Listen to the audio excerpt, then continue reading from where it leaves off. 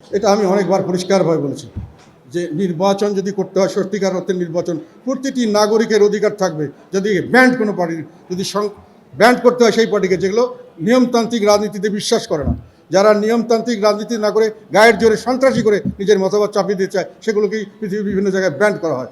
যারা জনগণের মতামতের ভিত্তিতে নিয়মতান্ত্রিক রাজনীতিতে আসে তাদেরকে কোনোখানে ব্যান্ড করা হয় না। তাদেরকে যদি নির্বাচনে অংশগ্রহণ করতে না দেওয়া হয়, যেটা আমি একটু বললাম, তাহলে 50 ভাগ লোককে বাদ দিয়ে হাসিনা সরকার ফেসিবাদ যাকে বলছেন সে যে কাজ করছে এখন সেই কাজই হবে। মানে আওয়ামী লীগকে বাদ দিলে এবং জাতীয় পার্টিকে বাদ দিলে অর্ধেক লোক নিয়ে নির্বাচন হবে। সেই নির্বাচন কোনো সময় অভাব সুষ্ঠু নিরপেক্ষ নির্বাচন করা বলা যাবে না। যমুনা ইলেকট্রনিক্স ঈদে ডাবল খুশি অফার সিজন 3, যে কোনো পণ্য কিনলেই পাচ্ছেন নিশ্চিত ঈদ উপহার। আর এটা আমাদের পরিষ্কার কথা, প্রতিটি রাজনৈতিক দল যেগুলো বৈধ রাজনৈতিক দল তাদেরকে সঠিকভাবে নির্বাচন করার সুযোগ দিতে হবে। আর উত্তরপাড়া এই পর্যন্ত এখানে রাজনীতিতে কোনো রকম অংশগ্রহণ করেছে এটা আমাদের জানা নেই। তবে এখন পর্যন্ত আমাদের বিপদ আপদ জারি হয়েছে নাগরিকদের, সেটা পুলিশ যেখানে অকার্যকর হয়ে গেছে, সেনাবাহিনী যেখানে গেছে সেখানে আমরা কিছুটা হলো রিলিফ পেয়েছি। এখন পর্যন্ত মানুষের ভরসা হলো বিপদ হলে যদি কেউ না দেখে সেনাবাহিনী হয়তো দেখতে পারে, তারাও সবসময় সাকসেসফুলি পারে নাই। কাজে তাদেরকে এখানে ডিস্টার্ব করা, তাদের সম্পর্কে কোনো রকম কথা বলা আমি মনে করি জনস্বার্থের অনুকূলে নয়। এবং এই যে বলছিলাম সব প্রতিযোগী কমিয়ে দেওয়ার যে রাজনীতি, এই রাজনীতি কখনোই সফল হবে না। এটা তারা চেষ্টা করতে পারে, শেখ হাসিনা চেষ্টা করেছে, পারেন নাই। আমার মনে হয় না তারা পারবেন, তারা চেষ্টা করে দেখতে পারেন।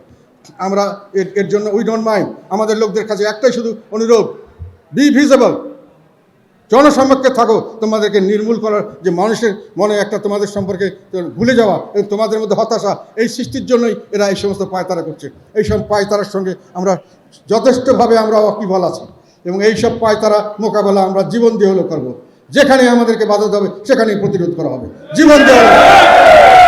শুধু একটা কথা শেষে বলে যাই, যেটার জন্য আমাকে ঢাকার থেকে একজন আজকে বলছে যে উনি কতটুকু রিলায়েবল জানি না, যে আপনি ঢাকা গেলে আপনাকে অ্যারেস্ট করা হবে, আপনি বরং রংপুরে থাকেন, রংপুরের লোক আর সামনে আপনাকে অ্যারেস্ট করতে সরকার সাহস করবেন। এটাতে আমি আমার অন্তর থেকে এই জিনিসটাকে আমি অত্যন্ত সুন্দরভাবে গ্রহণ করেছি। আমি অ্যারেস্ট হওয়ার জন্য ভয় করি না এবং আমার কাছে এটি ভালো লেগেছে, রংপুরের লোক সবসময় সত্যের পথে থাকে।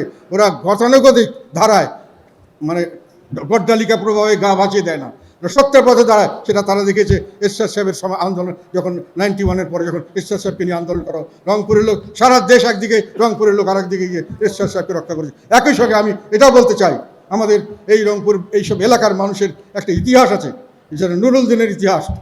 সেখানে একজন কৃষক, তাকে যখন ইংরেজরা সবাইকে ঘুষ দিয়ে হোক যেভাবে হোক তাদেরকে ম্যানেজ করে দালালি করতেছিল সবাই, তখন রংপুরের এই নুরুল দিন এই তার লোকজন নিয়ে রুখে দাঁড়িয়েছিল, এই শুধু বাঁশের লাঠি নিয়ে এই বন্দুক ইংরেজদের গুলি এবং কামানের বিপক্ষে। তারা বলছিল, তো এই কথাটা এখনো ইতিহাস আছে যে কি, জাগো বাহে কণ্ঠে সবাই। সেই রংপুরের লোক আবার উঠবে এবার, রংপুরের থেকে এই আন্দোলন আমি চাই, জাগো বাহে কণ্ঠে সবাই।